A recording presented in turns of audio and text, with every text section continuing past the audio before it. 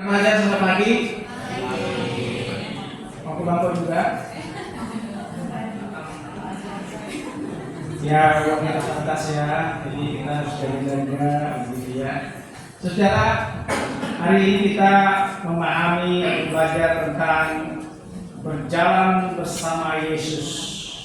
Nah, saudara, kalau kita namanya berjalan ini, kita harus kenal dulu siapa itu Tuhan Yesus. Berjalan bersama Tuhan Yesus harus kenal dulu dengan Tuhan Yesus.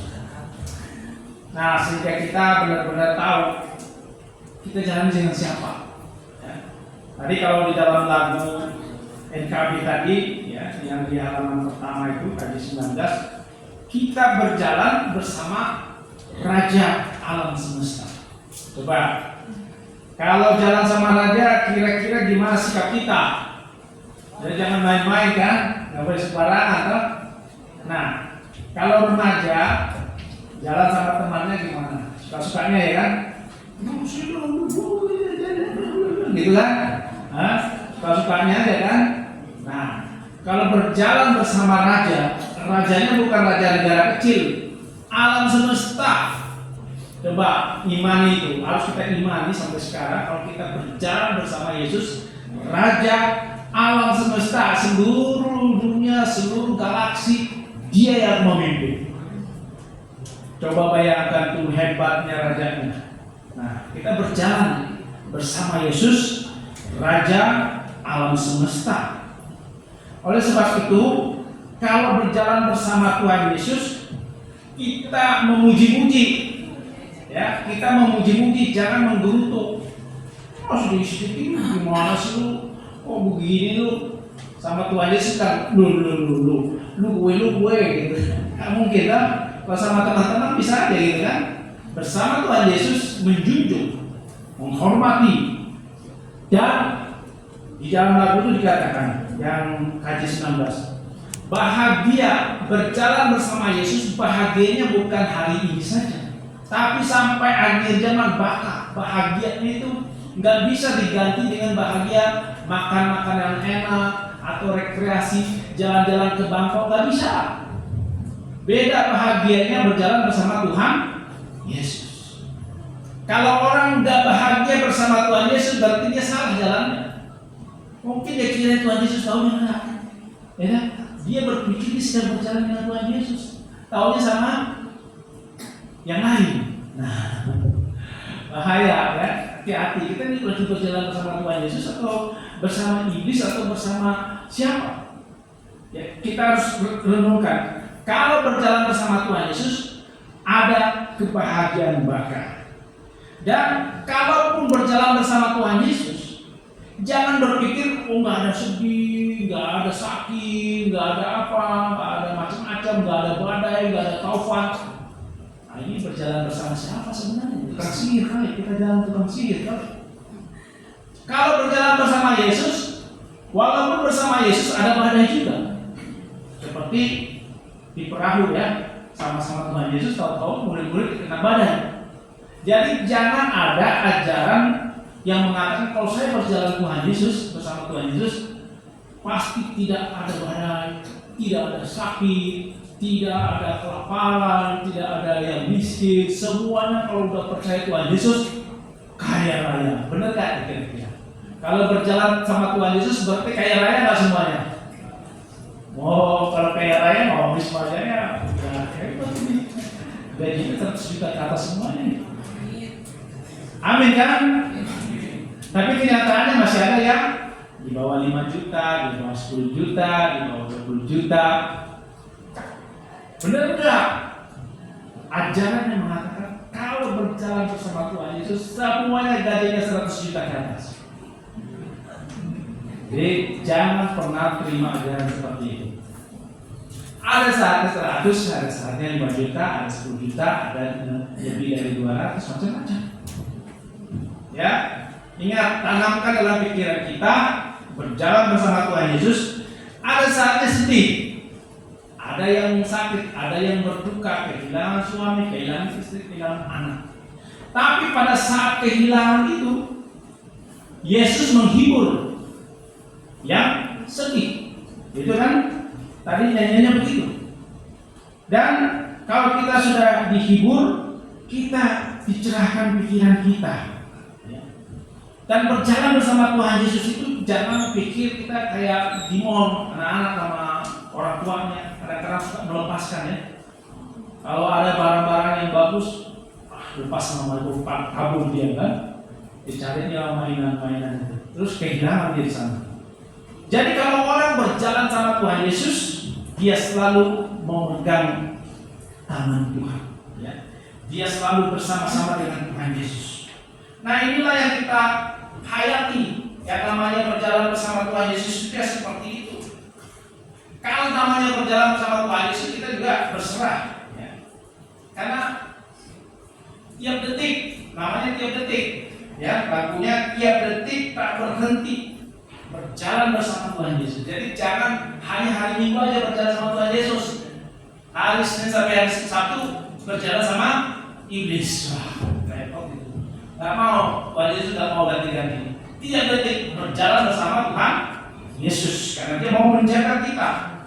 Ada deru, ada taufan, berjalan bersama Tuhan Yesus dan pegang tangan Tuhan Yesus. Ya, kalau anak remaja suka pegang tangan mamanya nggak perlu jalan-jalan atau lepas. Wah, nggak terima sama mama nih, pegangin aja terus. Kalau ada toko-toko yang apa, pegangin apa berat ya dong, supaya aku nggak belanja, ya kan? Ya, nah kalau dipegang, Tuhan Yesus selalu pegang tangan kita. Kita pegang tangan Tuhan Yesus. Itu nama berjalan sama Tuhan Yesus. Kalau melepas, oh ada pesta, Tuhan Yesus keluar dulu, saya mau pesta sini. Oh, joget-joget macam-macam. Ya, jangan dilepas. Mau di acara pesta, di acara di mana, jangan dilepas Tuhan Yesus. Pegang erat, karena dia mau memimpin kita. Tapi kalau orang yang nggak mau dipimpin, wah luar biasa suka-sukanya nanti. Kenapa dikatakan elang pun bisa Tuhan pimpin? Kenapa manusia sering susah dipimpin oleh Tuhan Yesus? Karena keras hatinya, ya. Elang, ya. Elang di langit pun dipimpinnya. Kok orang semuanya susah dipimpin Tuhan Yesus? Kenapa lebih hebat dari elang, gitu kan? Jadi orang yang benar-benar mau berjalan bersama Tuhan Yesus, mau menyerahkan hidupnya, hatinya, pikirannya kepada Tuhan Yesus. Maka tiap pagi yang dipikiri jangan media sosial, dipikiri Tuhan Yesus. Aku mau serahkan dengan firman Tuhan, aku mau dipimpin oleh firman Tuhan. Nah itu yang namanya mau dipimpin dan dipegang oleh erat. Kalau ada taufan, kalau ada masalah, ada sakit, jangan lepas Tuhan Yesus. Malah Tuhan Yesus mau memegang erat, mendekat kita. Dalam kesedihan, dalam sakit, dalam kelemahan, kita didekat oleh Tuhan Yesus. Itu namanya berjalan sama Tuhan Yesus. Jangan hanya kalau berjalan bersama Tuhan Yesus pas hari Minggu, pas jam kebaktian, pas khotbah lepas Tuhan Yesus karena mau tidur. Nah, itu repot lagi. Bahaya itu. Saat teduh. Jadi jangan pikir waktu kita naik kendaraan, itu kita lepas Tuhan Yesus. Tidak pikirkan Tuhan, firman Tuhan itu kita pikir lagi naik kendaraan. Ada orang menyerempet. Kalau orang nggak pegang Tuhan Yesus akan keluar apa? Kata-katanya. Tolong lu.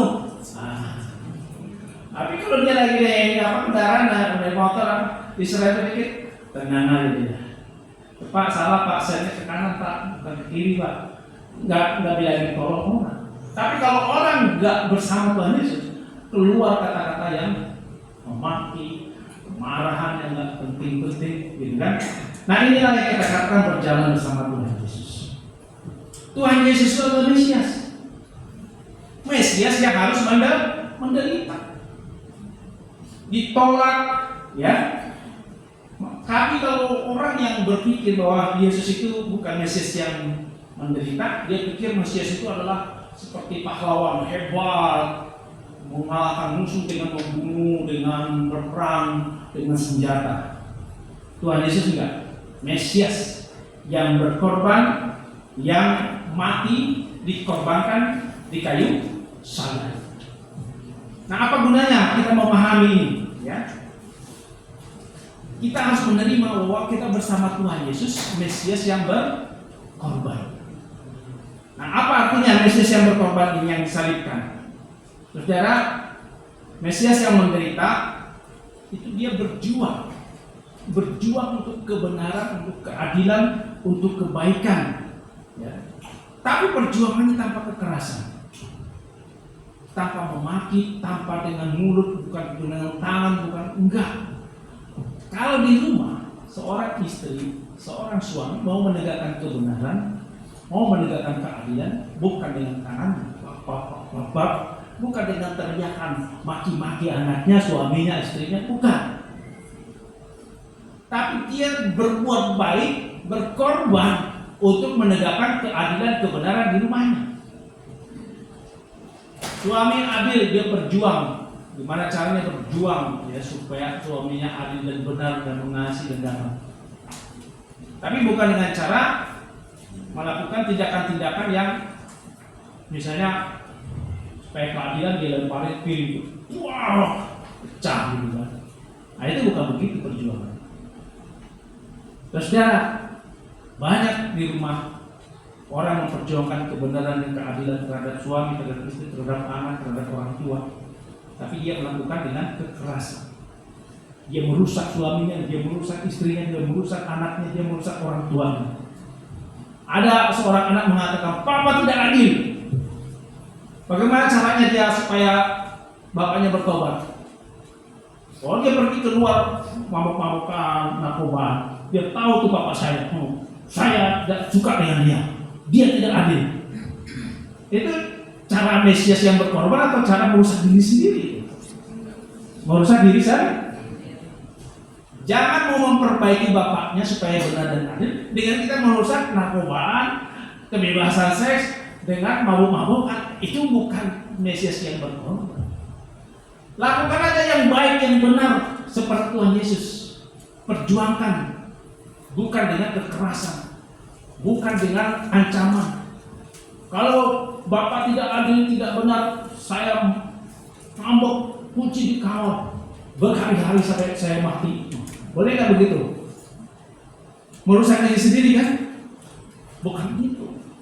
Memperjuangkan yang adil dan benar dengan cara Tuhan Yesus tanpa mengorbankan orang lain, tanpa merusak orang lain. Tapi dia dirusak, disalibkan. Tapi kuasa Allah memulihkan kebenaran dan keadilan tersebut. Nah, cara Tuhan Yesus ini dipakai juga oleh Gandhi, Mahatma Gandhi, ya. Bagaimana dia memperjuangkan kebenaran dan keadilan. Tapi bukan dengan melempari istana atau melempari orang, enggak. Tapi dia dengan diam rame-rame semuanya mogok gitu ya. Nah, saudara, inilah namanya berjuang untuk keadilan, berjuang untuk kebenaran di rumah, di pemerintahan, tapi tidak dengan kekerasan. Biarlah kita dikorbankan, tapi ada kemenangan, keadilan dan kebenaran itu diperjuangkan. Seperti kejadian di El Salvador tahun 1977, ya, ada kejahatan pemerintah. Seorang uskup Oscar Romero bersuara untuk menentang penindasan ketidakadilan, kecurangan yang terjadi. Dia membangkitkan semangat rakyat. Tapi akhirnya dia ditembak. Mati waktu dia ada perjamuan kudus, ditembak dia. Itu korban. Tapi apakah keadilan dan kebenaran berhenti? Enggak, semakin semangat tuh rakyat untuk memperjuangkan. Nah, saudara, inilah cara-cara Mesias yang berkorban, yang menderita untuk menegakkan kebenaran, keadilan, dan kebaikan, kedamaian. Jadi bersama Tuhan Yesus harus cara berpikirnya seperti itu. Memperjuangkan keadilan, kebenaran di rumah, di gereja, di mana saja, jangan dengan kekerasan, jangan dengan merusak. Ya, ada orang merusak gerejanya, merusak persekutuannya, itu bukan begitu caranya. Tapi kita benar-benar berkorban supaya ditegakkanlah keadilan. Tapi harus ada bersuara. Jangan diam. Takut nanti dihukum, takut enggak. Ada ketidakadilan, ada kecurangan, ada hal yang tidak benar, harus diperjuangkan dengan cara damai, bukan dengan cara-cara kasar, bukan cara kekerasan. Nah inilah yang kita harapkan kalau kita berjalan bersama Tuhan Yesus, berjalan bersama Mesias yang menderita. Nah, saudara, kita tidak mengikuti pikiran manusia, tapi kita mengikuti pikiran Allah. Jangan seperti Petrus yang dipakai pikiran manusia. Kalau melawan orang, harus kita injak kakinya, harus kita sikut kakinya. Coba di gereja ada nggak seperti itu, main sikut-sikut? Ya saudara, cara seperti itu bukan cara Mesias yang berkorban. Kalau kita mengikuti pikiran Petrus, itu artinya kita dipengaruhi oleh iblis. Karena itu Tuhan Yesus mengatakan, "Hanyalah iblis." Karena pikiran Petrus dikuasai oleh iblis. Jadi kalau kita mau memperbaiki papa dan mamanya supaya adil dan benar, bukan kita merusak keluarga itu, bukan merusak diri sendiri. Karena cara seperti itu adalah pikiran iblis. Karena itulah Tuhan katakan, hanyalah iblis. Artinya kuasa Yesus itu mampu mengubah perbuatan-perbuatan yang tidak benar, yang tidak adil itu, cara berpikir yang curang, cara berpikir yang tidak adil itu bisa melalui kuasa Yesus. Dan orang yang mau bersama-sama berjalan dengan Tuhan Yesus itu harus menyangkal diri. Artinya apa? Jangan kepentingan diri sendiri yang paling utama. Bukan kehendak sendiri yang utama, tapi kehendak Tuhan Yesus. Apa kehendak Tuhan Yesus dalam keluargaku? Apa kehendak Tuhan Yesus ketika aku membangun persekutuan organisasi di gereja? Apa kehendak Tuhan Yesus? Bukan kehendakku. Saya ini mau jadi jadi pemimpin. Itu kemauan kita. Tapi kemauan Tuhan Yesus apa?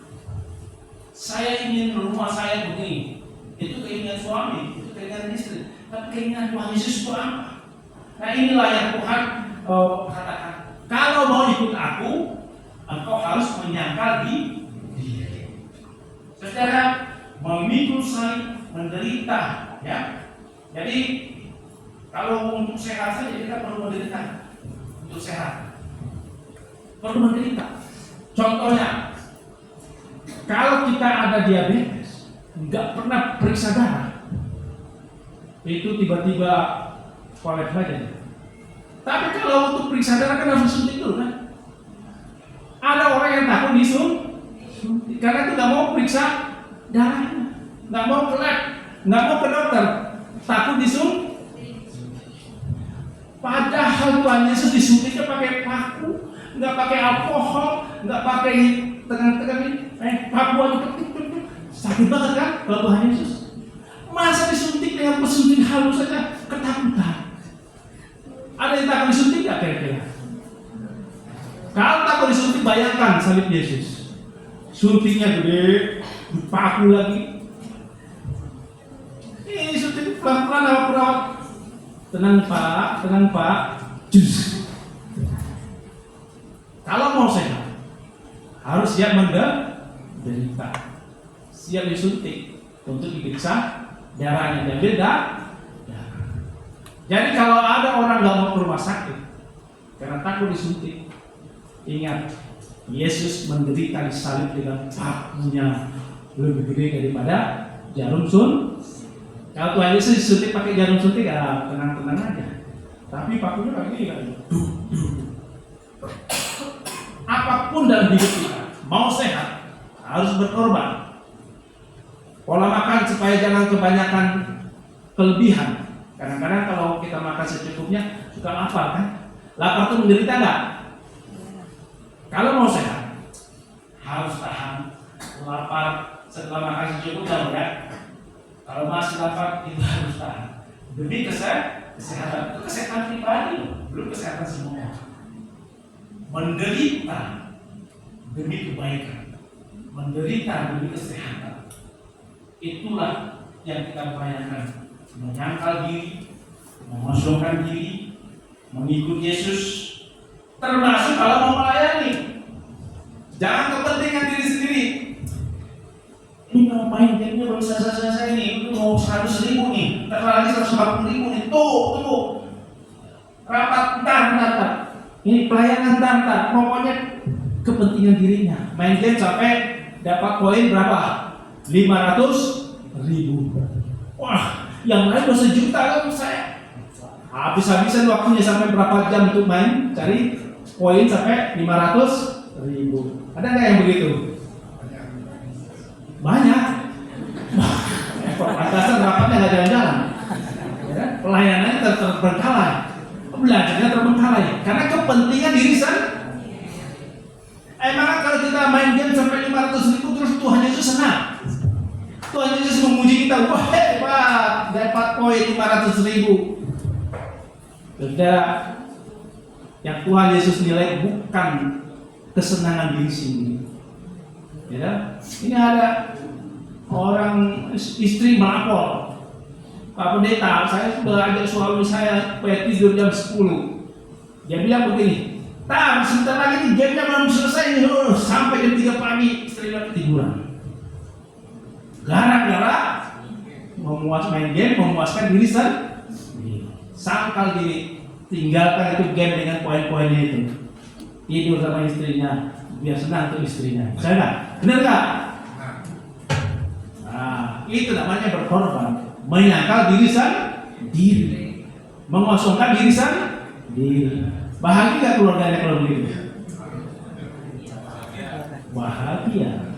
Jadi perjalanan bersama Tuhan itu menyangkal diri, meninggalkan kesenangan diri sendiri untuk kebaikan, ya. Dan ingat, sesuai dengan tadi kita kejadian, berjalan bersama Yesus, ingat janji Tuhan. Ingat janji Tuhan seperti Tuhan memberikan janji kepada Abraham. Ya, ingat, walaupun susah, menderita kita, ingat janji Tuhan. Tuhan akan memberi berkat kepada kita. Dan kalau kita percaya seperti itu, maka kita akan bersemangat berjalan bersama Tuhan Yesus. Karena ada berkat, ada janji, seperti janji kepada Abraham, kepada Sarah, kepada anaknya, ya. Dan di dalam Roma pasal 4 tadi dikatakan janji itu harus diimani.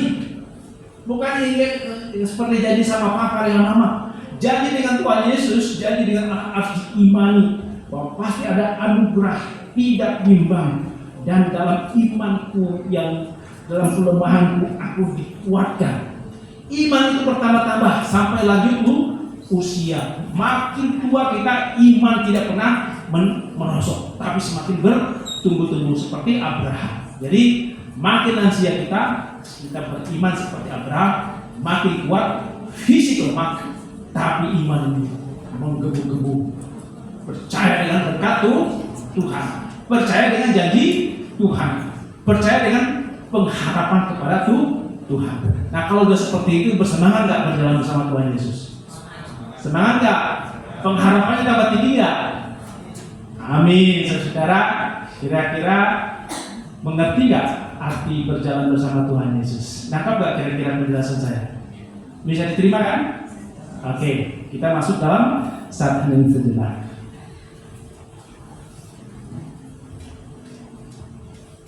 Saat hening.